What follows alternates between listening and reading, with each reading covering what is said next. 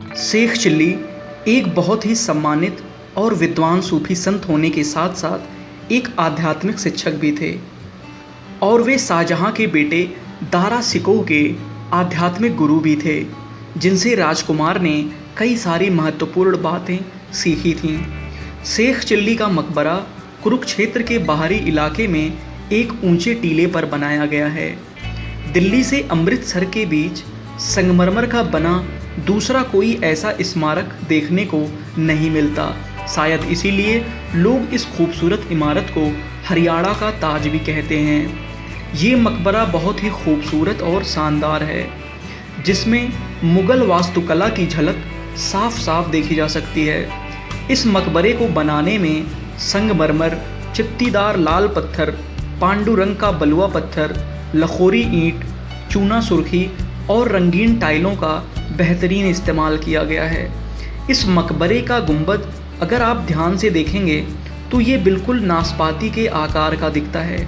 यह मकबरा हर्ष के टीले के नाम से भी जाना जाता है, जिसकी मुख्य इमारत ताजमहल की तरह संगमरमर से बनी हुई है और यहीं नीचे तहखाने में कुल 4 कब्रें मौजूद हैं। जाहिर है इसमें एक कब्र तो शेख चिल्ली की है और बाकी 3 किसकी हैं, इसके बारे में फ़िलहाल अभी तक कोई जानकारी मौजूद नहीं है। शेर शाह सूरी की बनवाई ग्रैंड ट्रंक रोड भी इसी मकबरे के प्रवेश द्वार के सामने से होकर गुजरती है। इस इमारत के उत्तरी छोर पर कोटे से घिरा हर्षवर्धन पार्क है, जहां कभी सराय और अस्तबल हुआ करते थे। यह भी शेर शाह सूरी की बनवाई सड़क पर ही मौजूद है। यात्री और सैनिक जब कभी इस रास्ते से गुजरते थे तो थकान मिटाने के लिए वो यहीं पर रुक जाया करते थे। यहीं मकबरे के चारों तरफ हरियाली से भरे खूबसूरत बगीचे भी मौजूद हैं, जहां बाहरी दीवारों पर 12 छतरियां और 9 मेहराबें बनी हैं। यहाँ पर करीब में ही एक पुराना तालाब है, जो अब फ़िलहाल सूख चुका है। मकबरे से थोड़ा हटकर यहाँ एक खूबसूरत पत्थर मस्जिद भी बनी हुई है। हरियाणा सरकार और कुरुक्षेत्र का स्थानीय प्रशासन इस मकबरे की एक प्राचीन धरोहर की तरह साफ सफाई और ख्याल रखता है।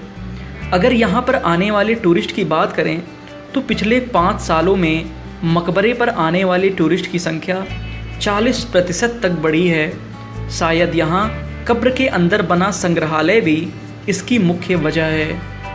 5 साल पहले जहाँ इसकी एंट्री टिकट 5 रुपये थी, जो अब बढ़कर 15 रुपये है। इसके बावजूद भी टूरिस्ट की संख्या यहाँ पर बढ़ना धर्म नगरी के लिए एक शुभ संकेत है।